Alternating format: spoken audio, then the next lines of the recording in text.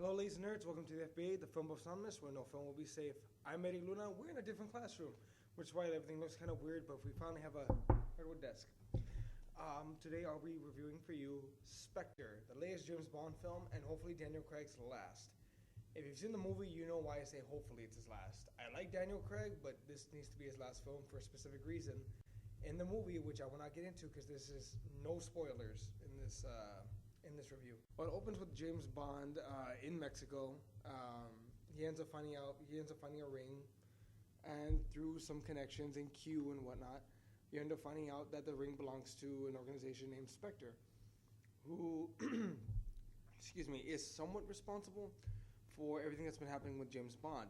But there's more to it than that. Christopher Waltz plays, I think his name is Logan? Anyway, Christopher Waltz plays the villain in this role, masterfully, I might add. He plays such a great villain. I think it's his accent, but also just the way he carries himself. Great villain. It turns out he's been orchestrating everything that's been going wrong in James Bond's life, as you probably know from the trailer. They go in some serious depth, though, in this movie about why Christopher Waltz hates James Bond. And I feel like it's a bit of a stretch. I can see a plot hole here and there, like what if this had happened? But inevitably, everything turns out okay. You see, it's a bit out of left field. James Bond's love interest, Leah, I can't pronounce her last name. It's Leah something. I cannot pronounce it. Their romance is a bit out of left field, and that may be one of the biggest hitches for me in this film, was the fact that he gets pulled out by this girl. What's so special? Like, you don't see anything special about them or their relationship, for that matter. Although you do see Daniel Craig, he's the most relaxed he's ever been in the role. Again, he plays Bond beautifully, very well. You actually see a lot of emotion out of him. You see more emotion in this film than in any other film. The cons, though, honestly, I'd have to say that what made Skyfall stand out was the fact that they brought M out of the office and into the field of work, and you brought a lot of personal stuff into it. You brought James Bond's his childhood home. You know, he was having to defend him by himself, with the groundskeeper. There was a charm to it. But watching this film, you kind of feel like they were reaching and they were trying to make it more personal when it didn't have to be.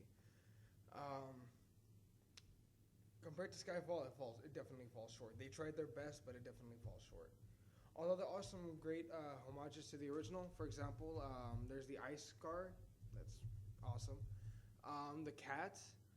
And there's one particular iconic scene in cinema that reoccurs in this movie in a slightly different fashion.